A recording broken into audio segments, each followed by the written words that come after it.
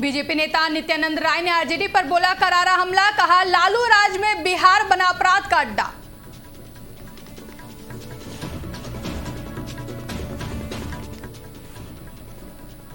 उप मुख्यमंत्री सम्राट चौधरी का विपक्ष पर तीखा हमला, कहा ईवीएम के आने से देश में चुनाव निष्पक्ष हो गए। राजस्थान को मिली बड़ी सौगात, सीएम भजनलाल शर्मा ने 128 नई रोडवेज बसों को दिखाई हरी झंडी।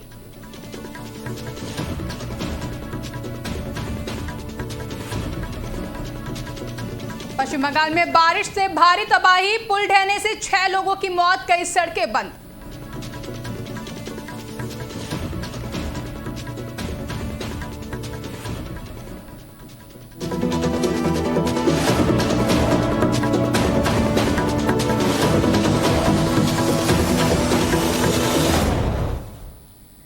नमस्कार, आप देख रहे हैं आज की खबर और मैं हूं आपके साथ आकांक्षा यादव। उत्तर प्रदेश में कांग्रेस पार्टी ने पिछड़ी जातियों को संगठित करने के लिए एक बड़ा राजनीतिक अभियान शुरू कर दिया है। पार्टी अब हर मंडल में सामाजिक न्याय सम्मेलन आयोजित करने जा रही है, जिसका उद्देश्य सिर्फ नेताओं को एकजुट करना ही नहीं, बल्कि जनता को यह संदेश देना भी है कि कांग्रेस हर जाति और वर्ग के अधिकारों के लिए लगातार संघर्ष कर रही है। इस अभियान की शुरुआत लखनऊ से होगी और इसके बाद पूरे प्रदेश के मंडलों में कार्यक्रम आयोजित किए जाएंगे।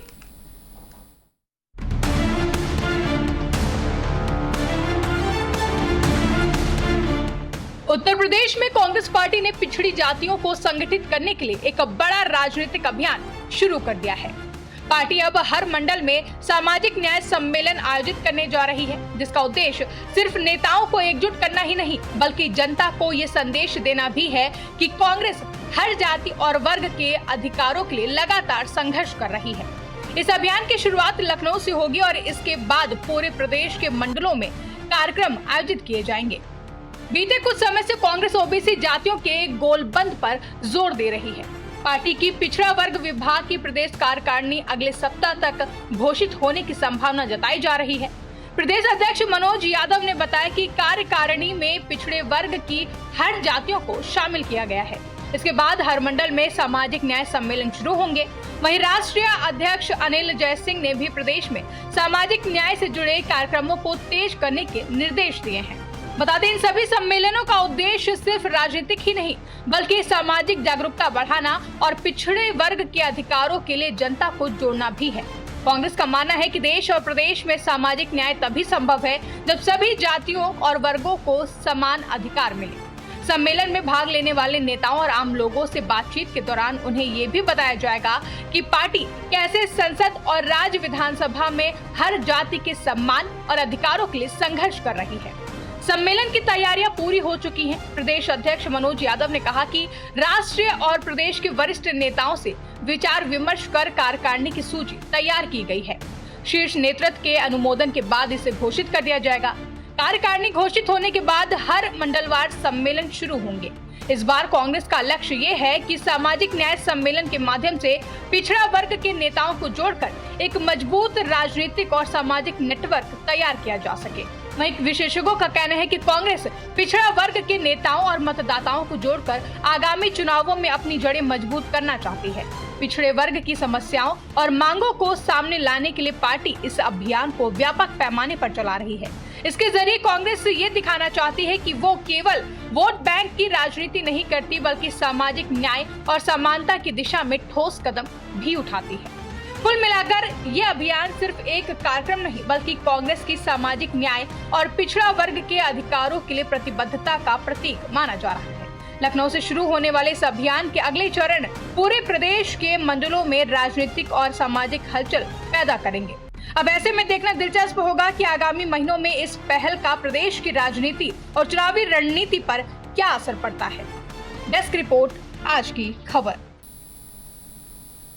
बढ़ते खबरों की ओर, जहां केंद्रीय मंत्री नित्यानंद राय ने विपक्षी लालू राज पर जमकर हमला बोला है। जहां नित्यानंद राय ने कहा कि 1990 से 2005 तक का राबड़ी लालू शासन जंगल राज के रूप में था। जंगल राज के बारे में सोचकर बिहार की जनता आज भी कांप उठती है। उस शासन काल में हत्या, अपहरण, नरसंहार और दुष्कर्म के रूप में जंगल राज को जाना जाता था। और क्या कुछ कहा, आइए सुनते हैं। 1990 से 2005 तक का राबड़ी लालू शासन, राजद के शासन काल जंगल राज के रूप में था। जंगल राज के बारे में बिहार की जनता सोचकर आज भी कांप उठती है। उस 15 वर्षों के राजद के शासन काल में हत्या, अपहरण, नरसंहार और बलात्कार, इसी रूप में उस जंगल राज को लोग जानते हैं और यही राजद के शासन काल की पहचान रही है। आप गौर करेंगे कि उन 15 वर्षों में 32,000 से ज्यादा अपहरण की घटनाएं घटी। स्कूली बच्चों का अपहरण, माताओं, बहनें, बेटियों का अपहरण, डॉक्टर, इंजीनियर, व्यापारी और किसानों का भी अपहरण। यानी उस समय अपहरण का उद्योग था उस जंगल राज में। बिहार विधानसभा चुनाव को लेकर आरोप प्रत्यारोप के दौर से सियासी पारा काफी चढ़ा हुआ है। वहीं बिहार के उप मुख्यमंत्री सम्राट चौधरी ने विपक्ष को घेरते हुए कहा कि चुनाव आयोग चुनाव कराती है। अटल बिहारी वाजपेयी जी ईवीएम लाए थे और जब से ईवीएम आई तभी से देश के चुनाव निष्पक्ष हो गए थे। आज चुनाव आयोग इसका दायित्व निभा रहा है। अब बिहार में सुशासन है। कैलाशपति मिश्र जी ने, सरदेय कैलाशपति मिश्र जी ने जो बिहार भारतीय जनता पार्टी के दधीची के तौर पर बिहार में सींचने का काम किया, एक नया रास्ता दिया, बिहार में भारतीय जनता पार्टी का उदय किया और सरदेय कैलाशपति मिश्र जी ने बिहार में भाजपा को मजबूत किया और लगातार जंक्शन से लेकर भारतीय जनता पार्टी तक बड़ा करने वाला, नेतृत्व बनाने वाला, सबको आगे बढ़ाने वाला, सबको साथ लेकर आगे बढ़ाने वाला हमारे नेता सरदेय कैलाशपति मिश्र जी के चरणों में हम लोग श्रद्धा सुमन अर्पित कर रहे हैं और उनके दिखाए हुए रास्ते को बिहार को आगे बढ़ाने का काम। उम्मीद करते हैं कि इलेक्शन कमीशन ऑफ इंडिया चुनाव कराती है। आज तक जितने भी चुनाव हुए हैं वो पूरा देश जानता है कि जब से सरदेय अटल बिहारी वाजपेयी जी ने ईवीएम लाया तब से एकदम निष्पक्ष चुनाव हो गया। चाहे वो यूपीए की सरकार बनी हो, एनडीए की सरकार बनी हो, भाजपा की सरकार बनी हो, आज इलेक्शन कमीशन इसका दायित्व निभा रहा है और हम लोग भी चाहते हैं कि साफ सुथरा चुनाव हो और बिहार में अब सुशासन है। बिहार में सत्ता से कोई भी अपराधी बच नहीं पाया।